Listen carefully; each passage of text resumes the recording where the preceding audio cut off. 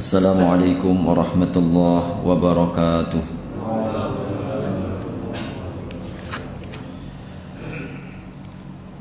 Innal hamdalillah nahmaduhu wa nasta'inuhu wa nastaghfiruh wa na'udzu billahi min shururi anfusina wa min sayyiati a'malina.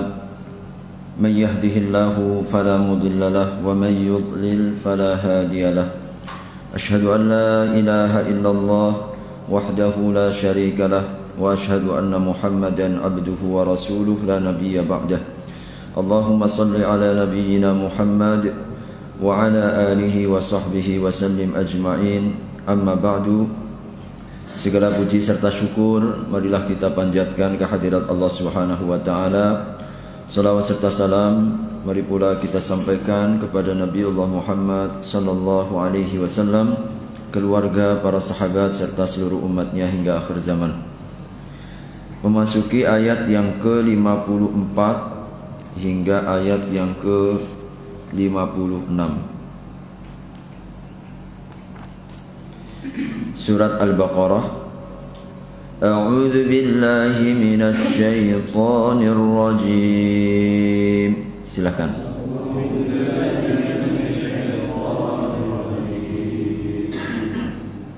Wa idz qala Musa liqaumihi ya qaumi innakum zalamtum anfusakum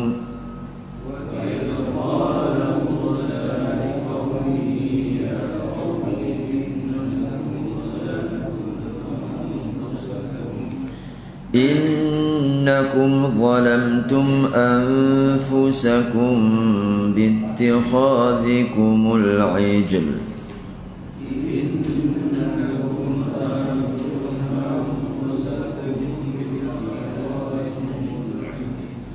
فتوبوا إلى بارئكم فاقتلوا أنفسكم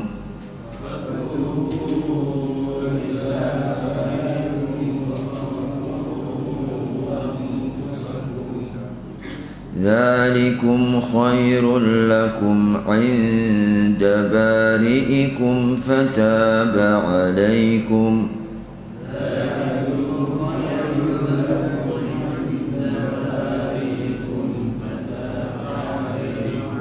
إنه هو التواب الرحيم.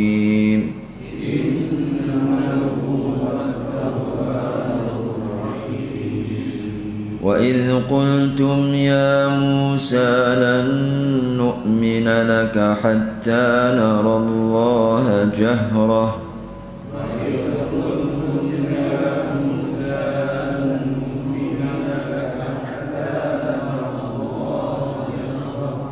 فأخذتكم الصاعقة وأنتم تنظرون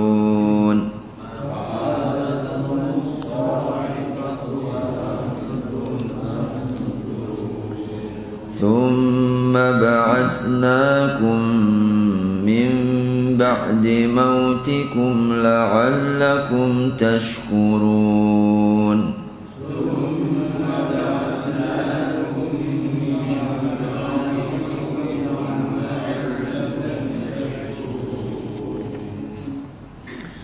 وَإِذْ قَالَ مُوسَى, dan ingatlah ketika Musa berkata liqaumihi, kepada kaumnya, ya qaumi, wahai kaumku, innakum zalamtum anfusakum, sesungguhnya kalian telah menzolimi atau berbuat zolim terhadap diri-diri kalian. Bittikhadhikumul ijl, disebabkan kalian telah menjadikan anak sapi atau menjadikan Tuhan anak sapi.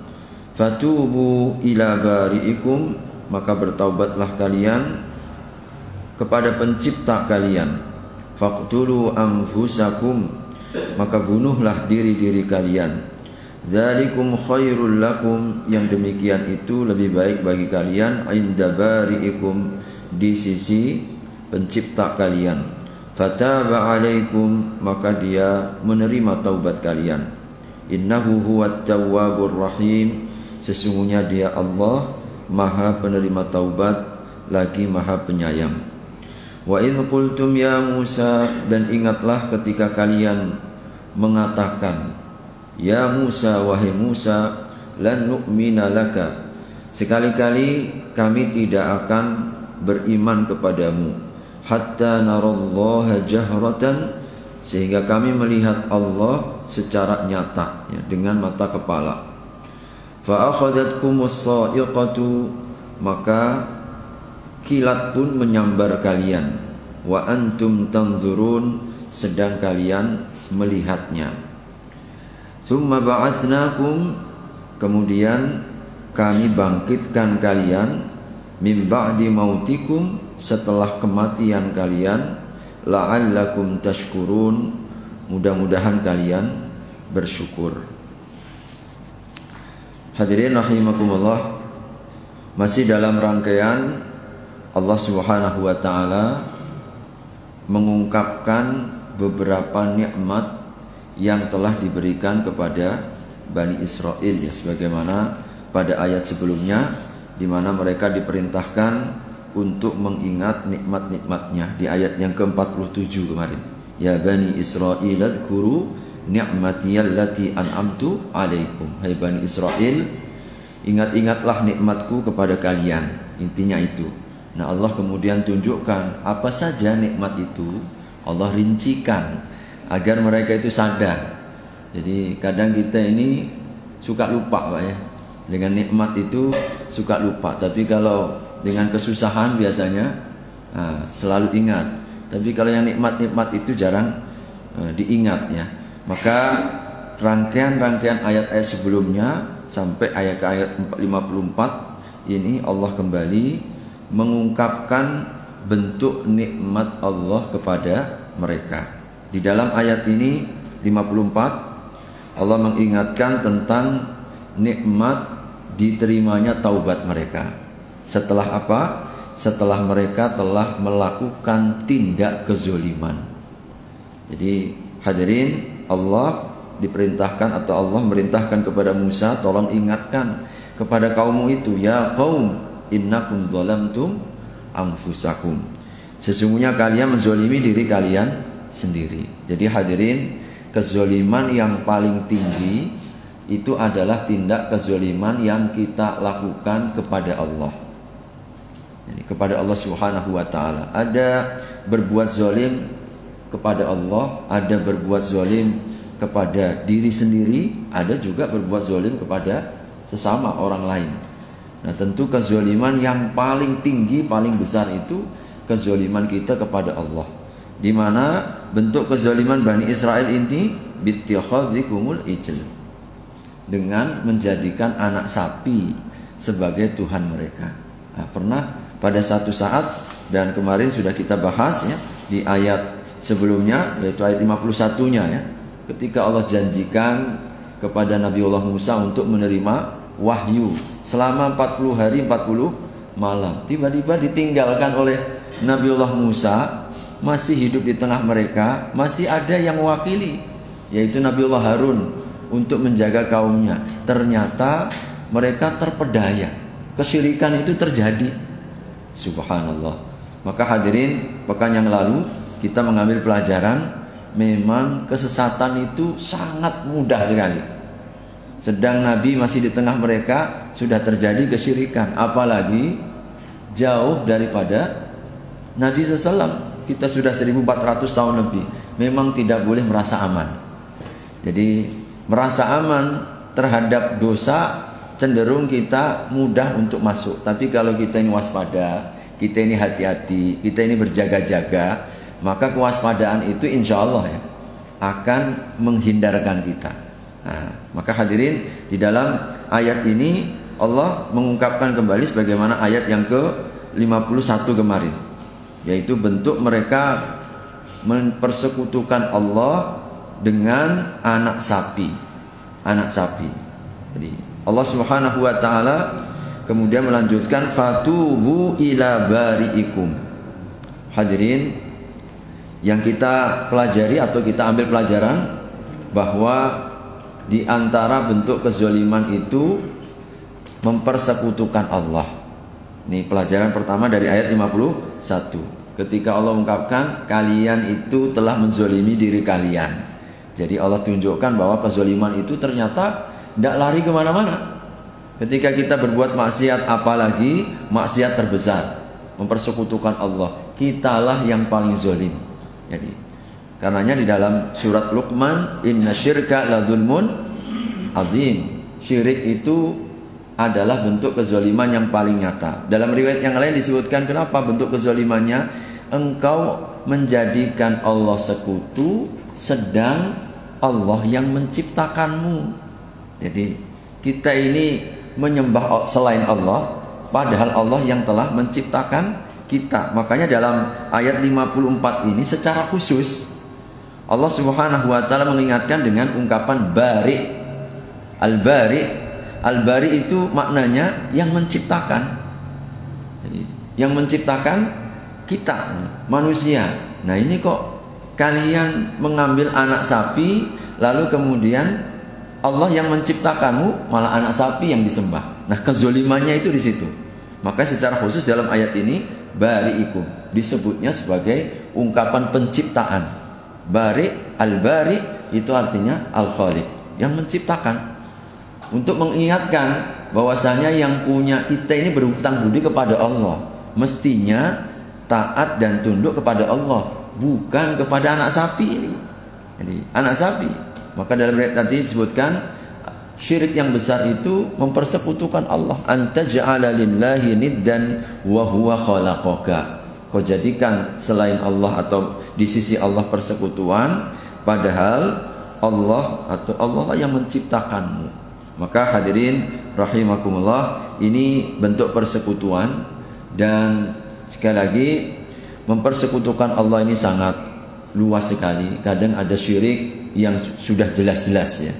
Jadi syirik yang sudah jelas-jelas ketika kita ini menjadikan selain Allah sebagai sesembahan. Tapi juga ada sarana-sarana yang bisa mengantarkan kepada kesyirikan, yang kadang-kadang tanpa terasa kita terjerumus. Karena syirik ini sangat halus sekali. Sampai pun ketika kita beribadah bukan untuk tujuan Allah, syirik kecil juga itu. Jadi namanya riya, ya kan? Atau kita mempersekutukan Allah dalam kepentingan. Dalam kepentingan misalkan kita lebih mencintai, maka Nabi sebutkan kalau kita masih mendahulukan selain Allah atas Allah dan Rasulnya, maka belum sempurna iman kita. Walaupun Nabi SAW tidak sampai menyebutkan syirik, tapi kita tidak sempurna. La yu'minu ahadukum, kalian tidak sempurna imannya. Sehingga di dalam surat Al-Baqarah Allah juga sebutkan cinta itu bisa menjadikan syirik. Wa minan nasi may yattakhidhu min dunillahi andada yuhibbunahum ka hubbillah walladzina amanu ashaddu hubban lillah. Ya, di juz yang kedua berapa itu? Di antara manusia itu ada yang menjadikan selain Allah tandingan. Bentuknya apa? Mencintai mereka seperti, jadi seperti saja itu sudah disebut oleh Allah persekutuan. Namanya syirik cinta. Nah, ini kadang-kadang kita harus berhati-hati. Jangan sampai Allah ini kita syirikkan dalam kecintaan. Mencintai harta sama dengan seperti mencintai Allah. Sama saja, itu sudah nggak boleh. Apalagi kalau lebih. Nah, seringkalinya orang ini lebih mencintai selain Allah. Apakah harta, apakah tahta, apakah wanita. Ini biasanya satu paket kan. Jadi 3T itu ya, triple T. Jadi tahta, wanita, harta ya. Ini seringkali kadang disebut oleh Allah dalam surat Al-Baqarah itu bisa menjadi syirik. Maka di sini harus berhati-hati. Karenanya akan teruji ketika berhadap-hadapan. Allah Subhanahu wa taala misalkan, kepentingan Allah wajib kau zakat. Keluarkan 2,5%. Lalu kita karena cintanya dengan harta, lalu kita tidak mengeluarkan zakat karena takut miskin misalkan. Maka ini kita sudah mendahulukan harta atas Allah Subhanahu wa taala. Mendahulukan misalkan anak, istri ke perdagangan, perniagaan, usaha ini seringkali juga bisa saja menjadi ini. Maka hadirin, kadang-kadang ini juga bentuk-bentuk yang disebut oleh Allah mempersekutukan juga itu. Jadi mempersekutukan dalam hal cinta ya. Makanya seorang mukmin, Allah Subhanahu wa taala menegaskan asyaddu hubban lillah. Jadi cintanya kepada Allah itu lebih kuat ya. Nah, disinilah hadirin kita ini berusaha untuk melatih ya, dalam kehidupan kita ini mendahulukan Allah. Jadi meskipun kadang terasa berat, tapi latihan itu penting, mujahadahnya. Selalunya misalkan azan, maunya kita mah di rumah, tapi kita ada panggilan Allah, mudah-mudahan ini melatih. Jadi selalu dalam kehidupan sehari-hari, kalau kita bisa mendahulukan Allah, memenuhi panggilannya, jadi kita mengedepankan Allah, senantiasa mengedepankan dalam semua hal, maka mudah-mudahan pada sisi yang lain kita dimudahkan, begitu ya. Tapi kalau dipanggil Allah nggak pernah datang, jangan-jangan ini bukan jangan-jangan ya, biasanya mempengaruhi yang lain. Dipanggil Allah untuk sholat nggak datang, maka yang lain akan jauh lebih berat, akan jauh lebih berat. Maka di dalam ayat ini secara khusus kaitannya dengan bentuk persekutuan orang-orang Bani Israel ketika menjadikan anak sapi ya, dipertuhankan. Ini adalah dosa besar, dan orang yang berbuat dosa syariatnya segera bertaubat. Maka setelah mereka melakukan tindak dosa ini, langsung Allah susul dengan fatubu. Fa di dalam bahasa Arab itu litaqib fungsinya. Litaqib itu segera, jangan ditangguh-tangguhkan. Nah, menangguh-nangguhkan taubat ini, jadi hadirin, termasuk juga bentuk tipu daya setan. Nanti dulu lah, kalau udah mau pensiun saya baru mau taubat. Ya kalau umur kita mau sampai pensiun, belum lagi mau pensiun udah dipanggil oleh Allah Subhanahu wa taala. Kadang-kadang begitu, masih muda Pak, nantilah kita mudah usia tua. Ya Allah, menunda-nunda. Nanti ini termasuk di antara apa? Taswif. Ini termasuk tipu daya setan, yaitu menunda-nunda. Makanya dalam ayat ini, setelah nyata kezalimannya, Allah langsung arahkan fatubu, segeralah di situ. Faknya itu menunjukkan apa? Segera, jangan ditangguh-tangguhkan. Yaitu berupa apa? Tubu, bertaubat. Ungkapannya taubat hadirin, tidak cukup istighfar. Jadi kalau taubat itu selalu dalam kaitannya dengan dosa besar. Nah kalau istighfar ini untuk dosa-dosa kecil. Jadi istighfar kita sehari tidak kurang 100 kali, sholat 5 waktu kita, wudhu kita, kemudian sedekah kita, itu menghapuskan dosa-dosa kecil. Menghapuskan dosa-dosa kecil. Itu istighfar, sholat, puasa, ya, menghapuskan dosa-dosa kecil. Tetapi kalau dosa besar itu hanya bisa kita lakukan dengan taubat. Taubat. Karena ada syarat-syaratnya. Syarat taubat yang pertama mesti harus ada rasa penyesalan. Ini memang kita betul-betul lahir dari hati. Jadi makanya dalam surat Al-Furqan itu disebutkan apa? Wa man taba wa amana wa amila amalan salihah fa ulaika yubaddilullahu sayyi'atihim hasanat. Jadi itu setelah ayat-ayat tentang orang yang telah berbuat syirik, lalu kemudian membunuh atau dia berzina, maka Allah masih terima. Tapi disyaratkan 3 di situ minimalnya. Wa man taba, orang yang bertaubat. Tapi taubatnya itu wa amana. Wa man taba wa amana. Ada nilai iman. Maksudnya apa? Taubatnya itu lahir dari hati yang dalam. Ada penyesalan maksudnya. Jadi hadirin, betul-betul ini bukan hanya sekedar kita tipu-tipu mulut ya kita ini mengatakan itu, tapi nggak ada rasa menyesal. Nah di sini kejujuran, dan Allah itu mengetahui apa yang tersembunyi. Kita ini jujur enggak ini? Kita bermuamalah dengan yang maha mengetahui yang lahir maupun yang batin. Maka kalau kita ini taubatnya nggak jujur, Allah pun tahu kau ini hanya mulut ya, kan begitu kan? Maka taubat yang diterima itu syaratnya adalah penyesalan. penyesalan dari apa yang telah lalu. Dan bukti penyesalannya apa? Wa amila amalan sholihah, ini dia merubahnya itu menjadi amal soleh. Satu paket. Taba wa amana wa amila amalan sholihah. Nah, dia bertaubat, lalu taubatnya itu betul-betul hadir dari iman, dari hati yang paling dalam, ada rasa penyesalan, di situ terkandung kejujuran, betul-betul dari hati, betul Pak, tidak dari mulut. Dan ini muamalahnya muamalah langsung dengan Allah yang alimun bidzatis sudur, yang mengetahui isi hati. Maka kita kalau yakin itu, kita nggak akan main-main kita ini sedang berhubungan dengan Allah. Maka orang-orang munafik itu Allah bongkar semuanya, karena mereka bermain-main dengan Allah, ya kan? Yukhadi'un Allah dalam Al-Baqarah itu kan, mereka menipu Allah, padahal yang ditipu mereka sendiri. Seakan Allah nggak mengetahui apa yang tampak di depan Nabi. Saya iman, saya Islam. Ketika mereka kembali kepada golongan mereka, wa idza khalau ila syayatinihim qalu inna ma'akum innama nahnu mustahzi'un. Kami masih bersama kalian, kami hanya perolok-olok aja itu di depan orang-orang Islam. Dikiranya Allah nggak tahu.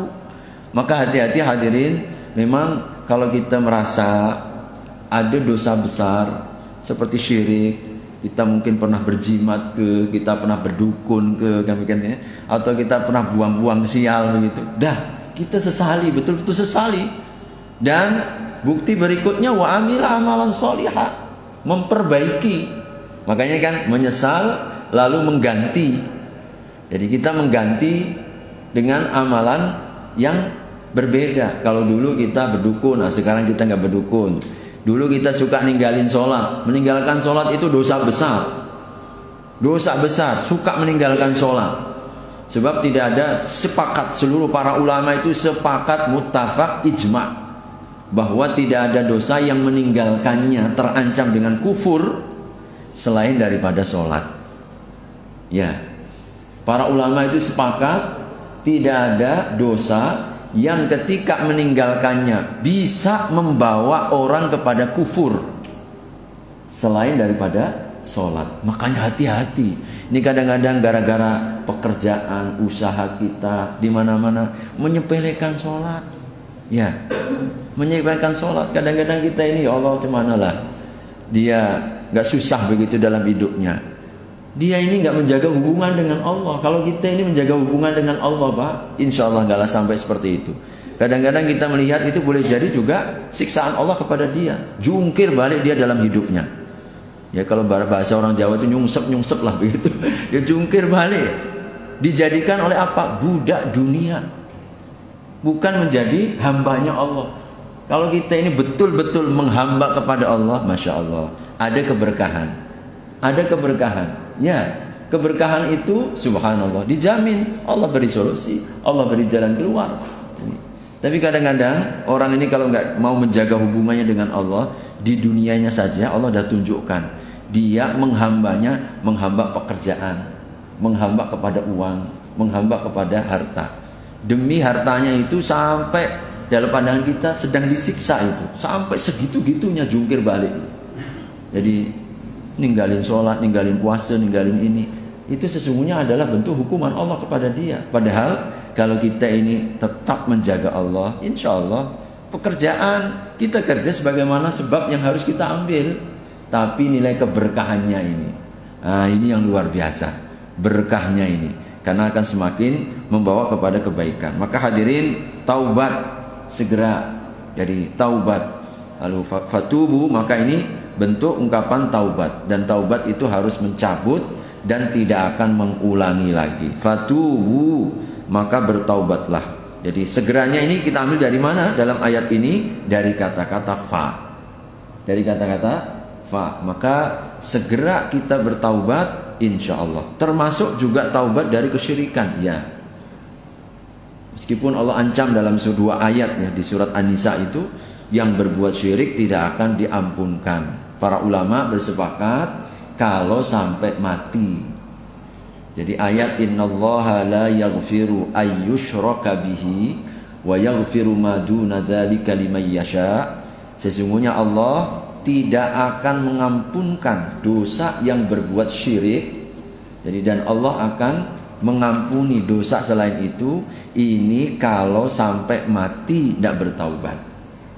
Tetapi kalau orang itu sebelum meninggal masih bertaubat, insya Allah. Jadi Allah itu sangat-sangat mencintai seorang hamba ketika bertaubat, melebihi kecintaan Allah kepada seorang ibu saat dia kehilangan anaknya. Kebahagiaan Allah. Makanya Allah langsung hapus itu. Bayangkan hadirin, kalau bab masalah taubat ini kita dapat cerita 100 orang yang pernah membunuh. Diterima taubatnya oleh Allah.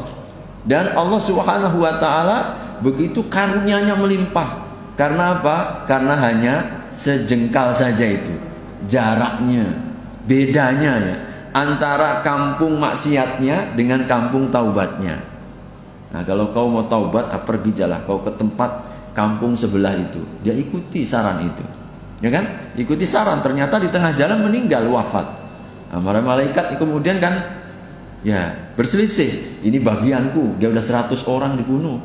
Yang malaikat rahmat, ini bagianku. Maka Allah ilhamkan kepada malaikat itu. Jadi coba ukur saja, diukur. Ternyata jarak dengan kampung di mana beliau bertaubat, hendak bertaubat, lebih dekat sejengkal. Dengan sejengkal Allah tetapkan, masukkan hambaku ini ke dalam golongan orang-orang yang mendapatkan rahmat, diampunkan hanya dengan sejengkal. Maka ini memberikan harapan. Hadirin, ayat seperti ini kan memberikan harapan kan? Maka kalau kita ada orang yang berbuat dosa, jangan tutup harapan. Jangan buat mereka itu menjadi putus asa. Gak boleh. Macam bapak ini mana mungkin Allah akan terima. Udahlah. Kerak neraka lah kayak bapak ini ya. Gak boleh begitu. Ini kita membuat orang menutup kebaikan. Hati-hati hadirin. Allah benci orang yang mengatakan itu. Dalam hadis Tirmidzi, kalau kita mengatakan kepada saudara kita Allah gak akan ampunkan, Allah ampunkan dia, Allah akan hapuskan pahala kita. Jadi kenapa kita mendahului Allah Subhanahu wa ta'ala? Maka Nabi SAW itu gak pernah beliau menutup harapan kepada siapapun. Jadi menutup harapan seberat apapun ya dosanya. Jadi dulu para sahabat itu dulu Masya Allah, apa kurangnya Khalid bin Walid, ya kan? Subhanallah, beliau tetap terima. Dan setelah Islam, Islamnya luar biasa. Apa kurangnya Abu Sufyan? Bayangkan hadirin, Abu Sufyan ini dari semenjak awal diutusnya Nabi sampai pembukaan kota suci Mekah, beliau itu masih musyrik. Orang yang paling jadi benci dengan Nabi SAW. Jadi beliau dalam pertempuran, beliau lah panglimanya kan. Tapi ketika di perang Fathu Makkah, pembukaan kota suci Mekah, Nabi SAW yang masuk rumahnya Abu Sufyan aman. Terkejut dia. Yang masuk rumahnya Abu Sufyan, ini kalau boleh kita katakan musuh bebuyutan lah kan begitu kan. Karena menjelang akhir masa pemerintahan atau diutusnya Nabi. Tidak lama setelah pembukaan suci Mekah, beliau wafat kan. Artinya apa? Bertahun-tahun. Tetapi Nabi SAW tidak pernah dendam. Dan Nabi terima. Ketika kemudian beliau tersentuh, terbuka hatinya, ini bukan akhlak manusia biasa, dia seorang Nabi. Jadi ternyata ungkapan Nabi yang masuk rumah Abu Sufyan aman, itu langsung meruntuhkan kesombongannya. Padahal dimusuhi sekian lama, ternyata Nabi hati rahmatnya itu luar biasa, lembutnya. Jadi maka beliau kemudian luluh hatinya dan menyatakan asyhadu alla ilaha illallah wa anna muhammadar rasulullah. Jadi Nabi terima, Nabi bahkan anaknya pun diterima menjadi sahabat yang baik setelah itu. Jadi hadirin, jangan putuskan harapan ya kepada orang yang hendak bertaubat. Ila bari'ikum faqtulu anfusakum. Jadi faqtulu anfusakum. Dulu hadirin, beratnya ya syariat di zaman Nabiullah Musa, kalau bertaubat itu wajib bunuh diri. Ya, bunuh diri kalian kalau bertaubat kepada Allah. Dzalikum khairul lakum inda bari'ikum. Alhamdulillah hadirin, hari ini syariat Nabi Muhammad kita diringankan.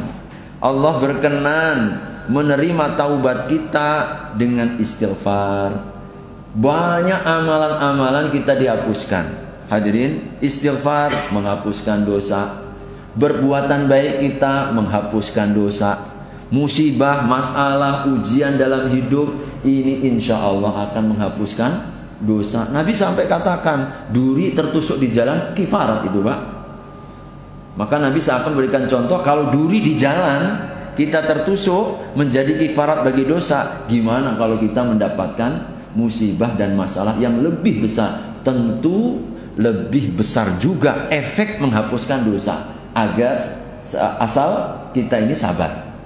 Jadi semuanya diberikan kepada kita. Maka hadirin, bersyukur ya, syariat Nabi Muhammad sallallahu alaihi wasallam, bentuk taubatnya ini dengan cara baca istighfar, perbanyak amal soleh, lalu kita kemudian musibah yang Allah berikan dalam kehidupan sehari-hari, masalah-masalah, ujian-ujian hidup, semuanya menjadi kifarat dan penghapus dosa. Dulu di zaman Nabi Bani Israel, faqtulu anfusakum, bunuh diri-diri kalian. Jadi dzalikum khairul lakum inda bari'ikum, yang demikian itu lebih baik bagi kalian di hadapan Rabb kalian atau pencipta kalian. Maka hadirin, syariat ini sudah dihapus, maka tidak boleh kita kemudian menjadikan ayat ini, itu boleh bunuh diri, itu berarti bunuh diri nggak ada masalah. Tidak, itu ayatnya betul menceritakan dulu. Kalau sekarang ini Allah nanti di awal juz yang kelima, wala taqtulu anfusakum. Jadi innallaha bikum rahima. Kau jangan bunuh diri kalian, sesungguhnya Allah itu sayang kepadamu. Nah, kita itu dikuatkan nanti, Allah itu sayang denganmu. Kenapa? Kadang-kadang orang kamu bunuh diri ini karena putus asa, kan Pak ya? Karena putus asa dan kehilangan kendali. Maka bunuh diri bagi umat Nabi Muhammad dosa besar. Bahkan Nabi SAW ancam yang membunuh dirinya mendapatkan siksaan seperti apa yang dia bunuh dirinya. Bunuh dirinya, dan dia dikekalkan di dalam neraka, khalidan mukhalladan abada. Dia dikekalkan selama-lamanya. Double Nabi sebutnya itu ya. Maka hati-hati ya, sehingga ini sehingga kita insya Allah berbeda ya syariatnya, tetapi untuk menunjukkan ini syariat dulu di zaman Bani Israel. Fataba alaikum, asal kita bertaubat Allah akan terima. Makanya hadirin, kalau kita ini semuanya ya, litakid, asal kita bertaubat, fataba alaikum, menunjukkan kita mesti harus husnudzon. Jangan buruk sangka kepada Allah. Kalau kita dirizkikan oleh Allah untuk bertaubat, maknanya kita pun dirizkikan untuk diterima. Jangan ragu. Seperti apa keadaan perasaan kita? Kalau kita ini menyangka Allah, insya Allah Allah akan berikan ampunan, Allah akan ampuni. Jadi, tapi kalau kita ini ragu dengan ampunan Allah, hadirin, bahayanya apa? Bahayanya kalau kita ini ragu dengan ampunan Allah, cenderung kemudian membuat kita ini untuk terus melakukan dosa itu. Kayaknya nggak akan diampunkan, akhirnya kita terus.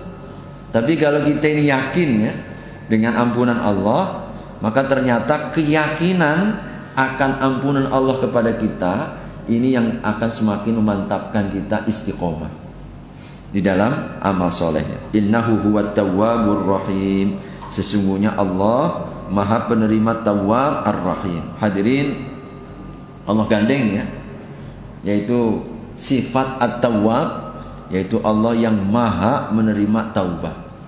Jadi Allah namanya At-Tawwab. Tawwab itu sighat mubalaghah, yaitu kalimat yang menyangatkan.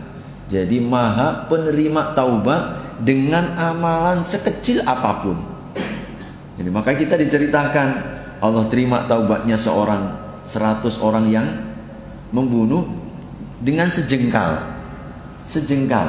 Kita pun diceritakan seorang pelacur diterima oleh Allah taubatnya dengan apa? Dengan seekor anjing yang diberi minum. Itu namanya At-Tawwab. At-Tawwab. Allah padahal dosanya apa kurangnya Pak? Membunuh.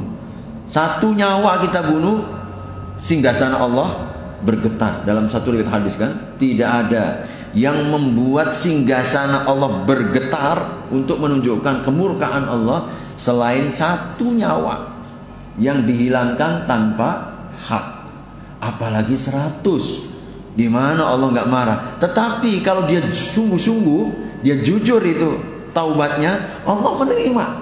Walaupun tadi hanya sejengkal itu jaraknya, Allah terima, belum sampai ke kampung halaman, kampung tujuan ya, kampung pertaubatan. Allah terima apa perbuatan melacurnya ini, berzinanya, padahal perzinahan ini yang paling dibenci oleh Allah kan. Tapi ternyata Allah terima dengan memberi minum seekor anjing. Nah, karena dia tulus, ikhlas ketika melakukannya. Ini namanya At-Tawwab. Jadi namanya At-Tawwab. Maka ini membangun prasangka baik kita kepada Allah Subhanahu wa taala. Karenanya ditambahkan dengan Ar-Rahim. Ar-Rahim. Hadirin, ini untuk menunjukkan kasih sayang Allah kepada kita, membangun optimisme. Sudah menerima taubat, maha taubatnya Allah itu tidak bisa kita bayangkan. Ditambah lagi sayangnya Allah. Dan Rahim itu khusus untuk hamba-hambanya yang beriman. Sehingga hadirin, orang kalau bertaubat itu orang yang paling istimewa. Ya, paling istimewa. Kalau Rahman ini kan dibagi rata kan, kasih sayang Allah sifatnya rata.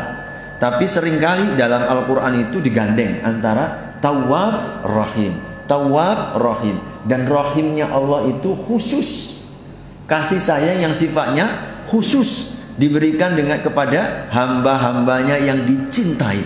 Maka kalau orang itu bertaubat kepada Allah, tanda dicintai oleh Allah Subhanahu wa ta'ala.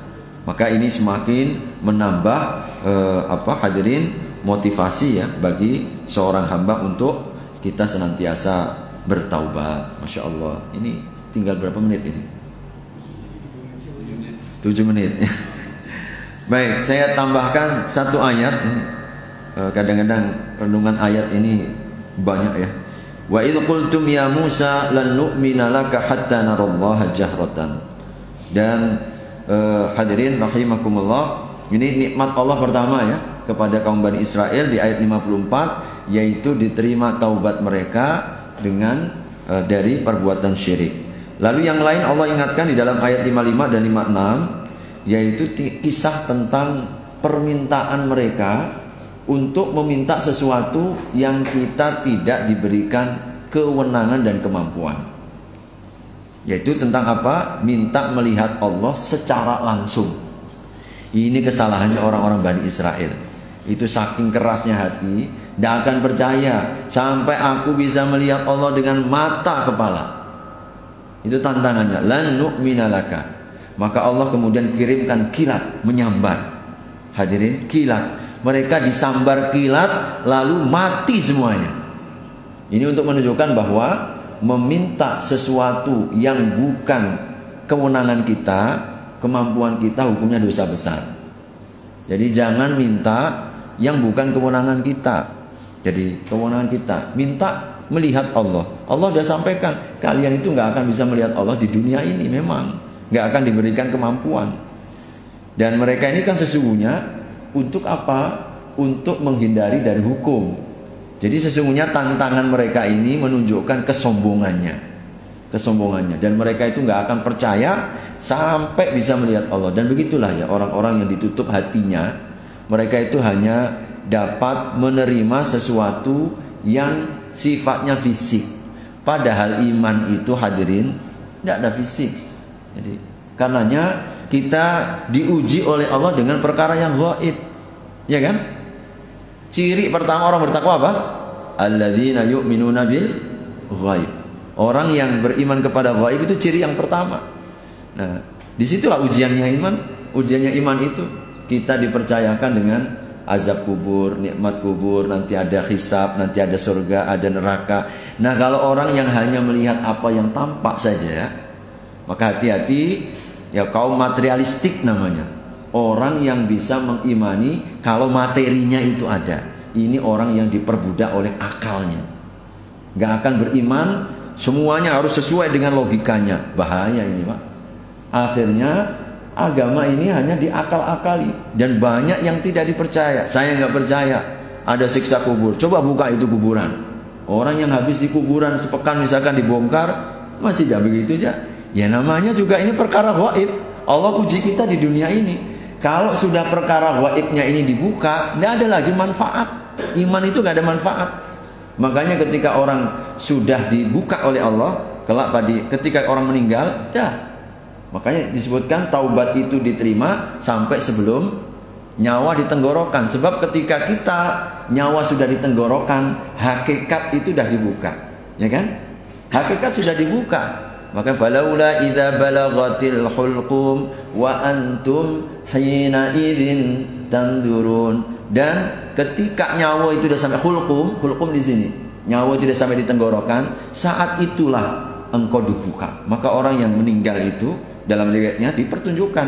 Kalau orang baik ditunjukkan tempatnya sehingga membuatnya tidak terasa begitu rindu agar segera kemudian memasukinya. Tapi kalau orang jahat yang ditunjukkan film nerakanya sehingga dia makin ketakutan, dia makin berat menghadapi sakaratul maut. Nah, kalau sudah sampai di sini hakikat dibuka, maka keimanan tidak diterima. Karenanya ketika Fir'aun imannya ketika sudah sampai di tenggorokan. Amantu bima amana bi banu Israel wa ana minal muslimin. Aku beriman. Udah mau tenggelam. Udah sampai di ujung tanduk. Maka Allah lecehkan. Sekarang kau mau beriman. Al-ana wa qad kunta minal mufsidin. Jadi engkau baru sekarang mau minta apa? Minta taubat. Maka hadirin, taubat kita ini perkara gaib, ini ujian bagi kita. Ketika yang gaib itu sudah dibongkar, maka tidak akan pernah diterima oleh Allah Subhanahu wa taala. Makanya di dalam surat yang biasa kita baca, wa yaquluna mata hadzal fathu in kuntum shadiqin. Di surat apa? Alif Lam Mim Sajdah. Dan mereka mengatakan, kapan ini ancaman Allah? Kapan siksaan Allah? Maka dikatakan, qul yaumal fathi la yanfa'u imanuhum walahum yunzarun. Ketika nanti ancaman Allah itu sudah di depan mata, nah itu maknanya ya. Mereka akan mengatakan, wa yaqulun, orang-orang yang enggak percaya Allah, enggak percaya siksaan akhirat, mereka mengatakan, mata hadzal fathu? Mana itu ancaman Tuhanmu itu? Mana katanya ada siksaan itu? Mana katanya ada azab, ada neraka dan seterusnya? Allah katakan, ini orang yang hanya mengandalkan mata. Qul, katakan Muhammad, yaumal fathi, pada waktu al-fath itu siksaan dibuka, neraka di hadapan, dia sudah sampai di akhirat, la yanfa'u imanuhum. Iman mereka enggak akan diterima. Karena apa? Sudah dibuka. Di dunia ini isinilah ujiannya. Ujian iman kita. Yakin tidak kepada Allah? Yakin tidak dengan jaminan Allah? Kalau sudah dibuka semuanya, nggak ada lagi maknanya iman. Makanya orang-orang yang hanya mengandalkan macam orang Bani Israel ini, dia hanya mengandalkan mata, nantang terus sama nabinya. Mana itu? Mana itu? Dulu itu begitu hadirin. Dan ternyata tidak juga beriman. Orang-orang kafir Quraisy, Nabi SAW, Muhammad, kalau memang kau nabi, karena tantangannya begitu kan, tolong itu belah itu bulan belah. Kok jangan macam-macam ini. Kalau nanti bulan sudah dibelah, kalau nggak beriman, siksaan Allah datang gitu. Nggak, kami akan beriman. Ternyata setelah bulan dibelah oleh Allah, betul-betul jadi dua. Apa kata mereka? Mereka mengatakan kita disihir. Allah turunkan surat Al-Qamar. Iqtarabatis sa'atu wan syaqqal qamar wa iyaqulu Masya Allah subhanallah. Iqtarabatis sa'atu wan syaqqal qamar. Jadi telah dekat itu hari kiamat dan bulan itu telah terbelah. Jadi intinya ujungnya sihru yu'thar. Kita ini sedang disihir oleh Muhammad. Nah, ujung-ujungnya sihir. Maka hadirin, ini kesalahan orang-orang Bani Israel, suka ingin jadi mendahului Allah ya. Melihat fakta-fakta harus semuanya bisa dibuktikan dengan ilmiah misalkan, harus bisa dibuktikan dengan mata kepala dan lain sebagainya. Kalau nggak bisa dibuktikan, maka kita tidak akan beriman. Maka ini kesalahan mereka. Mereka disiksa oleh Allah, disambar kilat, tapi ayat 56-nya mereka dibangkitkan lagi. Setelah mati itu disambar, mati semuanya. Allah ingatkan ayat 56, aku hidupkan kembali setelah mati kalian. Nah, tolong ingat itu. Dulu kau pernah disambar oleh kilat, mati semuanya, lalu dihidupkan. Mudah-mudahan kalian bersyukur. Ingat peristiwa itu, wahai Bani Israel. Maka ini diingatkan kembali. Maka hadirin, semuanya ini menjadi sebuah tanda. Juga ayat 56 ini, kebangkitan itu hak. Bangkit dari kubur hak. Dan ini pernah dirasakan dan banyak bukti-bukti. Bani Israel pernah diperlihatkan, kemudian Ashabul Kahfi diperlihatkan, termasuk juga Nabiullah Isa. Ini adalah beliau belum diwafatkan ya. Jadi banyak tanda-tanda hari kebangkitan, dan ini juga menjadi salah satu isyaratnya ayat 56, kebangkitan setelah mati itu adalah hak. Baik, wallahu a'lam bishawab. Mudah-mudahan ada manfaatnya karena sudah masuk waktu ya, sampai ayat 56. Mudah-mudahan beberapa pelajaran yang kita petik dari 3 buah ayat ini bisa menjadi amalan yang dapat menjaga istiqomah kita di dalam kehidupan sehari-hari. Amin ya rabbal alamin. Barakallahu fikum.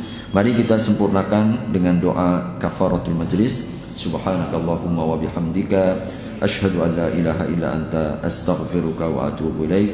Wassalamualaikum warahmatullahi wabarakatuh.